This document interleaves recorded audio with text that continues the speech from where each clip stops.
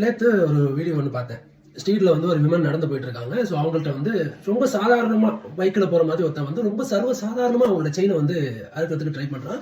And ரொம்ப ஒரு சாமர்த்தியமா அந்த விமன் வந்து அந்த செயின் அறுப்புல இருந்து அவங்க தப்பிக்கிறாங்க.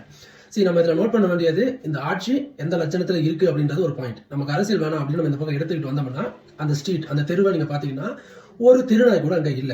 இந்த லட்சண மசூரில் தான் இவங்க மொத்தமா தெருநாய்கள் எல்லாம் ஒழிக்கணும் அப்படின்றது மாதிரி ஒரு ரூல்ஸை கொண்டு வந்துட்டு இருக்காங்க. இதுக்கு இந்த முட்டு கொடுத்து முட்டாள்தனமா மாக்கான்கள் எல்லாம் மக்கள் வந்து போராடுறாங்க. நான் கேட்கிற கேள்வி, அங்க ஒரு 3 தெருநாய் ஒரு 4 தெருநாய் இருந்திருந்தா செயினை பறிச்சுட்டாம பறிச்சிருக்க முடியுமா? ஒரு ஒரு வித்தியாசமா ஒரு மனுஷங்க ஒரு மூமெண்டோ இல்ல ஒரு வாக்கிங்கோ இல்ல முகரக்கட்டையோ வித்தியாசமா பார்த்தாலே இவன் திருட்டு கம்னாட்டி அப்படின்னு சொல்லி கொடுக்கறது தெருநாய்கள் தான். அந்த வீடியோ நீங்க யாருமே பார்த்திருக்க மாட்டீங்க அப்படின்னு நினைக்கிறேன். பார்க்கலன்னா அந்த வீடியோ போயிட்டு இருக்கு, பாருங்க.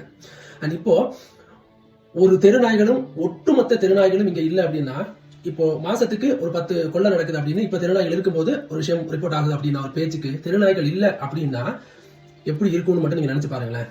அந்த 10 1000 இருக்கும்.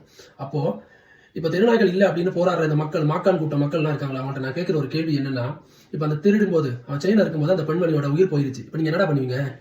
நீங்களாம் எனக்கு என்னடா பண்ணுவீங்க? நீங்களாம் மூடிட்டு தானடா இருப்பீங்க எல்லாரும். அப்ப நீங்க என்ன, அதாவது இந்த ஆம்பளை அப்படின்னு சொல்லிட்டு இருப்பானுங்க சில பேர்லாம். இந்த தெருநாய் பிரச்சனை மட்டும் அப்பா என்ன அந்த அப்படி ஒரு ஆண்மைத்தன்மையோட வருவானுங்க. இப்படி ஒரு பிரச்சனை எல்லாம் வந்துச்சுன்னா பொண்டாடி நைட்டு பின்னாடி போய் வந்து ஒளிஞ்சுப்பானுங்க. இவனுங்க தான் இந்த தெருநாய்களை ஒழிக்கணும் அப்படின்னு சொல்லி வந்து சத்தம் போட்டு கூவிட்டு இருக்க ஆளுங்க எல்லாம் இவனுங்க. ஏன்டா உங்களுக்கு எல்லாம் எப்படா மனசு வரும்? உங்களுக்கு எப்படா நல்ல சாவு வரும்? முதல்ல நீங்களா எப்படா நல்லா இருப்பீங்க?